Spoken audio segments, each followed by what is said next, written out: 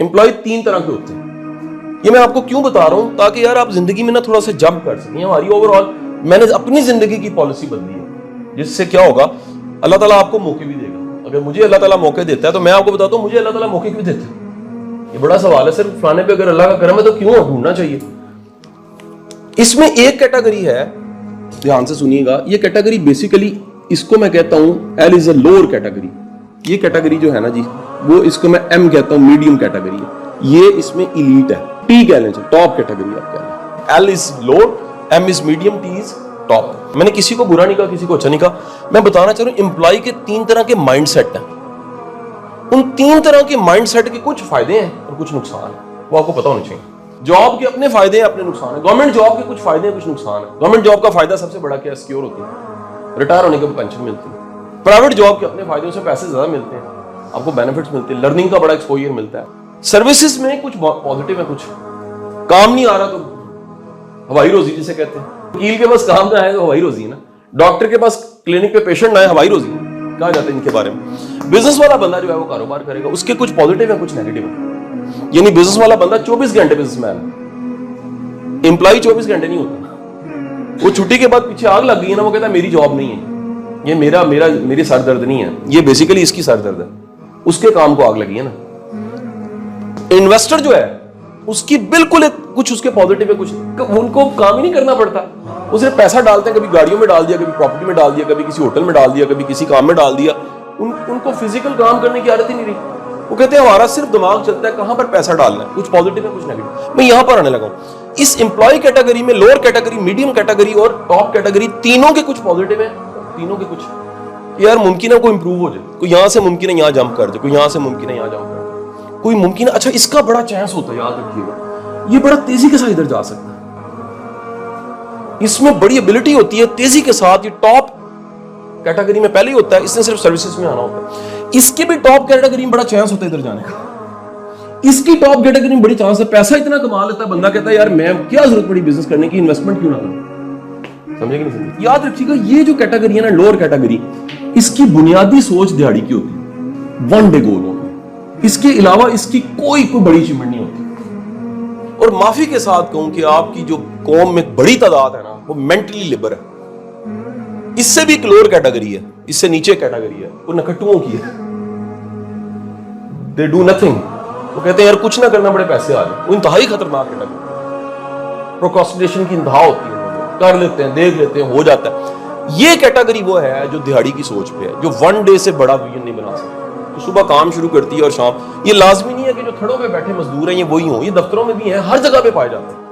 इनके लिए आज के दिन का सर्वाइवल से ऊपर कोई इनका मिशन नहीं है। इनको कोई अपग्रेड करने का होने का शौक नहीं होता। इनकी मैं आपको माइंडसेट की निशानियां बता रहा हूं। इनके लिए टिप,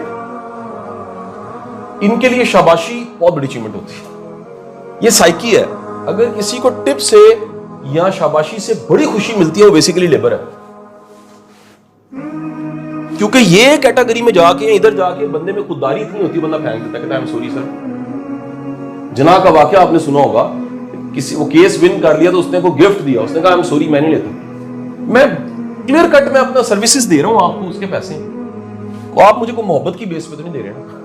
एक मोहब्बत की बेस पे गिफ्ट है, एक है कोई कह रहा है यार आपने मेरा काम किया, ये रखे ना जी आप बेटे कुछ खा पी लेना। ये लेबर कैटेगरी में होता है। मैं क्रिटिसाइज नहीं कर रहा, मैं मेंटली आपको बता रहा हूं। इस साइकोलॉजी को अगर समझ लेना तो आपको दुनिया के सारे बिजनेसमैन की सोच भी समझ आ जाती है, हाउ दे ऑपरेट। उन्हें फौरन पता लगता है लेबर है। इसमें जालिम बिजनेसमैन है जो ग्रो ना करने दें। जो बड़े दिल वाला है वो चाहेगा यार ये इधर आ जाए और ये वाला इधर आ जाए और ये इधर आ जाए और कल को इधर जाए और मौजे मारे। बात नहीं समझ आई। छोटा बंदा सोचेगा यार फंसा हुआ है ना, फंसा है। इसकी मेंटालिटी में क्या होता है, याद रखिएगा, ये हमेशा पैनीज में लड़ेगा। इसकी जो फाइट है ना, वो चवानियों की, दुआनियों की, अठियानियों की लड़ाई होगी। ये आपको बस में लड़ता नजर आएगा। अब वो उसको जस्टिफाई करेगा कि मैं हूं ही गरीब, तो मेरा क्या कसूर है, मेरे पास चवानी दुआनी है। नहीं समझ।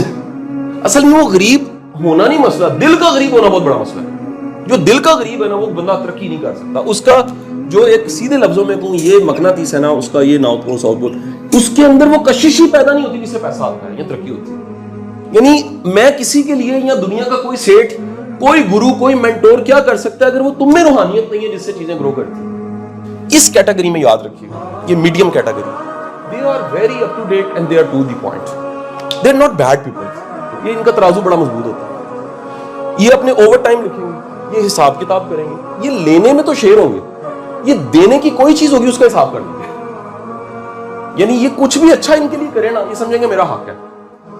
लेकिन जब भी कुछ देना पड़ जाता है ना, ये इसको फौरन कैलकुलेट करेंगे, मैं यूटिलाइज हुआ तो मुझे इसका जवाब मिलना चाहिए। याद रखिए, ये सबसे मुश्किल मेंटालिटी ये है इसमें। ये बेचारा तो अक्सर यहीं पर रह के सारी जिंदगी गुजारती, इस बेचारे में थोड़ा सा पोटेंशियल होता है ऊपर जाने का, ये जा नहीं सकता। इसलिए ये हमेशा आपको ज्यादातर दफातर में क्लैरिकल पोस्ट, मैनेजरियल पोस्ट, छोटी छोटी जॉब में 10-10 साल 20-20 साल से लगे हुए यहां पर मिलेंगे। बिकॉज कसूर किसका? अच्छा, अब इस बंदे की कोर निशानी है, ये बंदा एक टाइम पे आके कहने लग पड़ता है मुझे मौका नहीं दिया किसी ने। ए जड़ा है ना कैटेगरी याद रखो, ए इलीट कैटेगरी, इसको मैं ये कहता हूं एम्प्लॉय की इलीट कैटेगरी। ये आपको ये कोई लाजमी नहीं है कि थोड़ी तनख्वाह लेता नजर आए, या आपको किसी एंग्रो, किसी यूनिलीवर में 70-70 लाख रुपए सैलरी लेते नजर आएंगे लोग। ये इलीट कैटेगरी, इनका जो विजन है ना वो 1 मंथ से भी आगे चल जाता है, 1 ईयर तक और ऑनवर्ड आगे। दे ओन्ड इट, इन्हें पता लग जाता है कि जितने पर्क्स मिले हैं, ये उस लेवल पे चले जाते हैं जहां बिजनेसमैन या ग्रुप या कंपनी कहते हैं तुम हमारी परेशानियां ले लो, हम तुम्हारी परेशानियां ले लो। That's it. हम कहते नहीं क्यों इतनी अच्छी गाड़ी दी हुई है, क्यों टैक्सेस कोई कंपनी भर रही है, क्यों 2-2 टूर करवा रही है, क्यों इतना कुछ कर रही है। उसकी रीजन ये है कि बेसिकली उस इलीट को उन्होंने फिक्स कर दिया कि यार तुम हमें जो सर्विसेज दे रहे हो उसका इंतहा का पोटेंशियल है सेल्फ एम्प्लॉयड होने का, इंतहा का इसमें पोटेंशियल होता है, इसका विजन लंबा होता है। याद रखिएगा, जो 1 डे की कमेटी, महीने की कमेटी डालता कभी तरक्की नहीं कर सकता। और ये जो थ्योरी है इसका नाम था 1 माइल मोर। 1 माइल मोर थ्योरी का मतलब ये है कि आप ट्यूशन पढ़ा रहे हो ना तो आप 10 साल आगे सोचिए, आप एकेडमी बना रहे हो तो 10 साल आगे सोचिए, आप चंद लोगों को कोचिंग सेशन दे रहे हो तो 10 साल आगे सोचिए। आप आज के दिन में 10 साल आगे सोचें कि 10 साल बाद जो मुल्क के 30 लोग होंगे जो मोस्ट रेलिवेंट, मैं उसमें होऊंगा कि नहीं होऊंगा। भाई आप दिमाग की कोई एनर्जी बचा के इधर लगाएंगे तो बनेंगे ना। जब आपकी सोच ही दिहाड़ी की या महीने की सोच है तो आपने तरक्की कहां से करनी है? तो पहला तो वो नेपोलियन हिल की किताब थिंक एंड ग्रो रिच का फलसफा क्लियर हो गया। पहला चैप्टर ही किस पे सोचे यार, जो सोचता ही नहीं वो कैसे होगा? सोच भी कमेटी है जो कभी जाके निकलती है, जिसने सोचा ही नहीं वो कैसे बने? तो ये मीडियम की कैटेगरी, इलीट कैटेगरी में याद रखिएगा, इन लोगों इनके अंदर इनके एथिक्स बड़े मजबूत होते हैं, इनमें कुर्बानी देने का जज्बा होता है। दे ऑलवेज क्रिएट, ये बड़े 2 बातें बड़ी इंपॉर्टेंट है, सुनिएगा। एक पॉइंट फिर इसकी भी मैं समझाना चाहूंगा। They always create ease and comfort for seniors. अपना बॉस, अपना सीईओ, उसके लिए आसानी पैदा कर देंगे। क्रेडिट लेने में भी वो कहेंगे यार दे, ठीक है, नहीं तो कोई परवाह नहीं। इलीट है ना कैटेगरी। ये बंदा और ये बंदा याद रखिएगा, ये इनकी लड़ाई इसीलिए होती है, क्रेडिट मेरा, अंडा मैंने बनाया था। ये बड़ी इंपॉर्टेंट चीज मैं बताऊं, आप आखिरकार जो बने ना आपने वही बनना है। दोबारा बोल रहा हूं, आप अपने जब से कोई भी काम कर रहे हैं, व्हाट्सएप कर रहे हैं, उसामा साहब कर रहे हैं, मैं कर रहा हूं, आप कर रहे हैं, आप लोग कर, पिछले 10-20 साल से जो काम कर रहे हैं ना, जरा गौर करें आप बन क्या रहे हैं उससे।